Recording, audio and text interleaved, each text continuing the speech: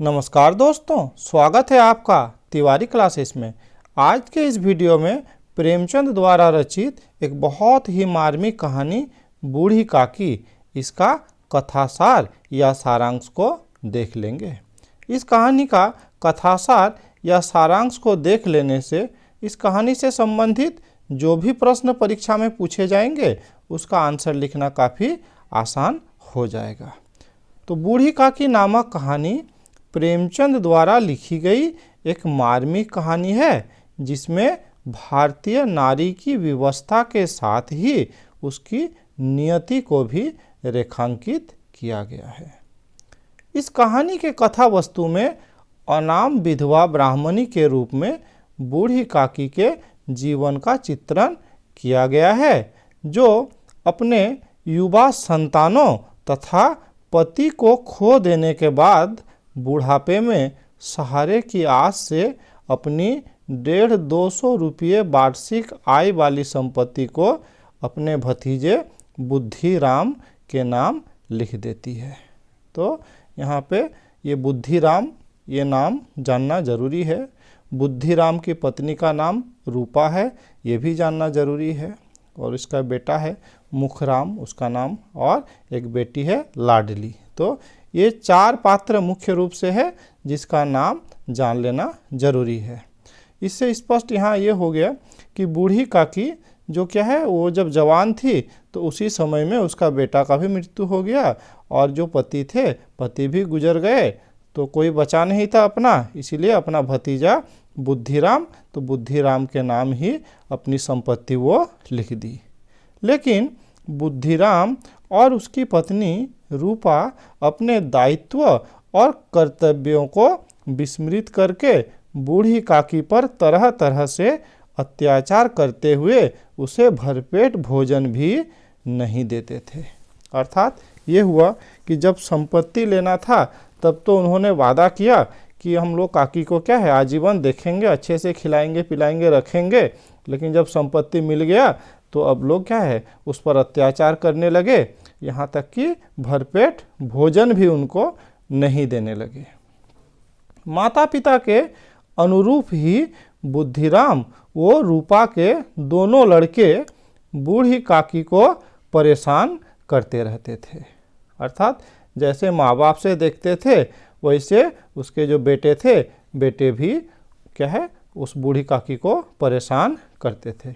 यहाँ तक कि उसके ऊपर क्या है कुल्ला करके पानी भी फेंक देते थे। तो इस तरह से अपमान करते थे, कभी चुटकी काटकर चले जाते थे। लेकिन उसकी एक छोटी लड़की थी लाडली, वो बूढ़ी काकी का पक्ष लेते हुए उससे प्रेम भी करती थी। तो अर्थात इस घर में सिर्फ लाडली ही थी जो बूढ़ी काकी का ध्यान रखती थी। बूढ़ी काकी अपने ऊपर किए जाने वाले अत्याचारों से तंग होकर केवल रो सकती थी, क्योंकि उसके पास अन्य कोई विकल्प नहीं होता था, है ना। उसका कोई सहारा नहीं था। जब बहुत परेशान हो जाती थी तो रोती थी, चीखती थी, चिल्लाती थी, है ना।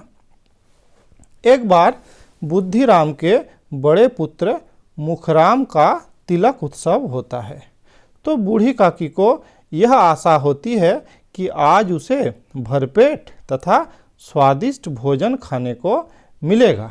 तो उस भूख से व्याकुल तथा आँखों व हाथ पैरों से लाचार वृद्धा को अपनी बालकों जैसी आतुरता के कारण रूपा वह बुद्धिराम से अपमानित होना पड़ता है।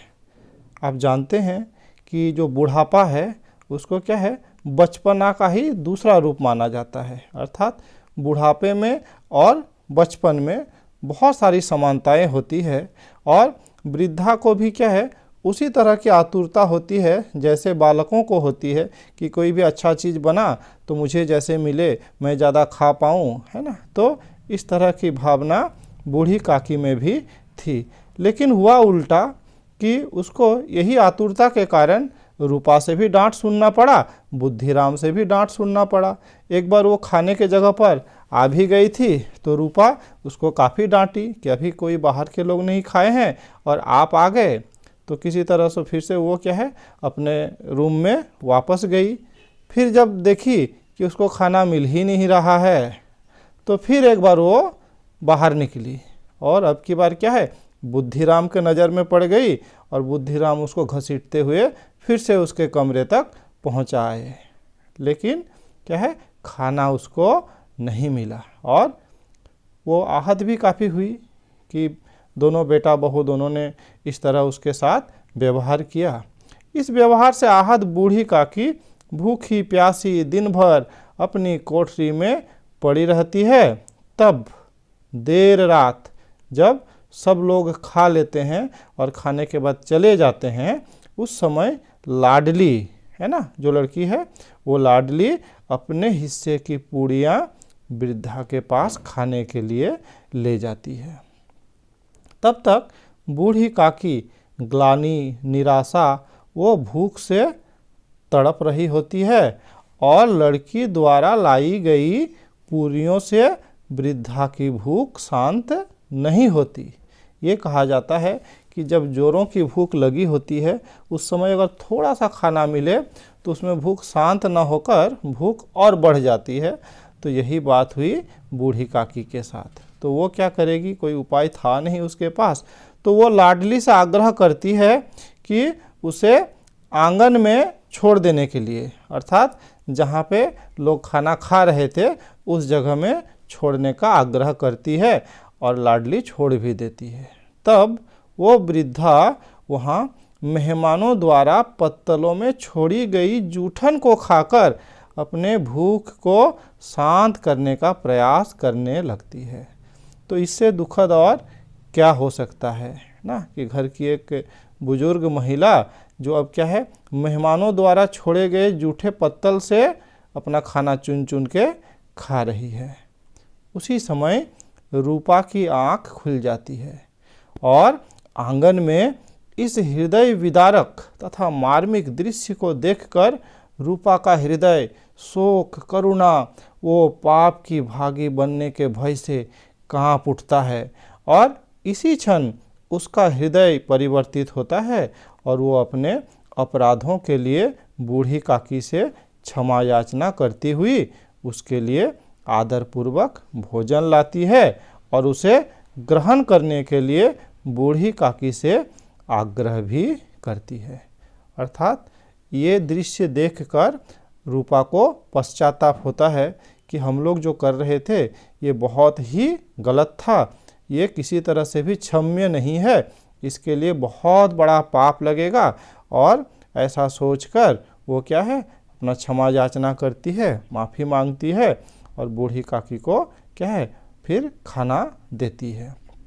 और बूढ़ी काकी में ना सिर्फ तो खाने की भूखी है, उसको तो कुछ समझ में आता नहीं है, तो रूपा देती है और वो फिर से क्या है उसको खाने लगती है। तो यहीं पर आकर ये कहानी समाप्त हो जाती है।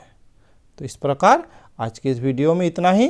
वीडियो अच्छा लगा लाइक शेयर कर सकते हैं, चैनल में नए हैं चैनल को सब्सक्राइब कर सकते हैं। इस वीडियो में मेरे साथ बने रहने के लिए बहुत बहुत धन्यवाद।